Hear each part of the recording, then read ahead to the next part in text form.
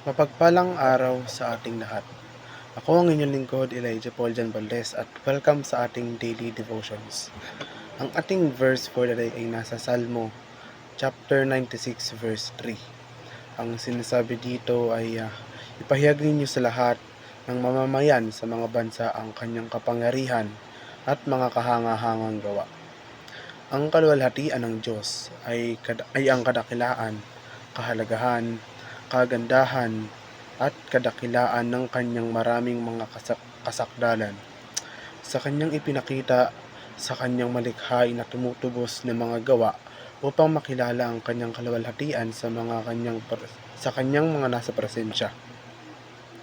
Ang kaluwalhatian ng Diyos ay pinagsama sa buong biblikal na kwento at bumubuo sa pinagmulan, nilalaman at layunin ng buong kosmikong salaysay.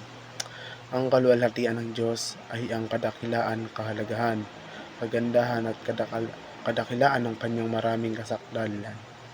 Ipinahayag ng Diyos ang kanyang kaluwalhatian sa pamamagitan ng kanyang mga nilikha, mga tagapadala ng imahe, probidensya at mga gawang tumutubos. Tumutugon ang bayan ng Diyos sa pamamagitan ng pagluwalhati sa Kanya. Ang Diyos ay tumatanggap ng kaluwalhatian at sa pamamagitan ng pagkakaisa ng Kanyang mga tao kay Kristo, ibinabahagi ang Kanyang kaluwalhatian sa kanila. At ang lahat ng ito ay nag-aambag sa Kanyang kaluwalhatian. Habang ang Diyos sa Kanyang sari-saring kasakdalan ay pinapakita, kilala, pinagsaya at pinahahalagahan. Ang kaluwalhatian ng Diyos ay isang kahangahangang tema ng Biblia. Ito ay tinutugunan ang bawat pangunahing seksyon ng Biblia na nag-uugnay sa bawat pangunahing doktrina ng Biblia at pinagsama sa buong kwento ng Biblia. Napakahalaga nito sa banal na kasulatan na ang kwento ng Biblia ay isa sa ilang diwa na ang drama ng kaluwalhatian ng Diyos. Kapag ginawa mong intensyon, araw-araw na luwalhatiin ng Diyos, tinutupad mo ang mga layunin kung saan ka nilikha. Ang pagluwalhati sa Diyos ay humahantong sa atin sa isang buhay na puno ng kagalakan.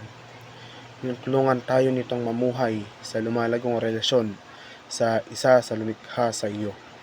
Ang pagsamba sa Panginoon, paggugol ng oras sa Panginoon at pagbabahagi ng Ebanghelyo ay ilan lamang sa mga paraan upang luwalhatiin natin ang Diyos araw-araw. Ang Diyos, ang ating may likha, ay nararapat sa lahat ng kaluwalhatian at karangalan. Gaano man iyon ang katuparan, siguraduhin hayaang lumiwanag ang liwanag ng Diyos sa iyo at sa mga pakikipag-ugnayan na mayroon ka araw-araw. Sa huli, ang pinakamahusay na paraan na gawin ito ay ibahagi ang kanyang pagmamahal sa iba. Simulan ang iyong araw sa pamamagitan ng pagsentro sa iyong sarili sa katotohanan ito. Lahat ng bagay ay haharapin mo. Alam na niya at alam kung saan ka gagabayan ng banal na espiritu. Habang iniisip mo ang susunod na araw, maglaan ng ilang segundo para manalangin tungkol sa anumang bagay na may kinalaman sa iyo at ialay ito sa Diyos, kahit na hindi mo alam ang kahihinatnan. Manalangin na ang iyong mga aksyon ay magdadala ng kaluwalhatian sa Diyos.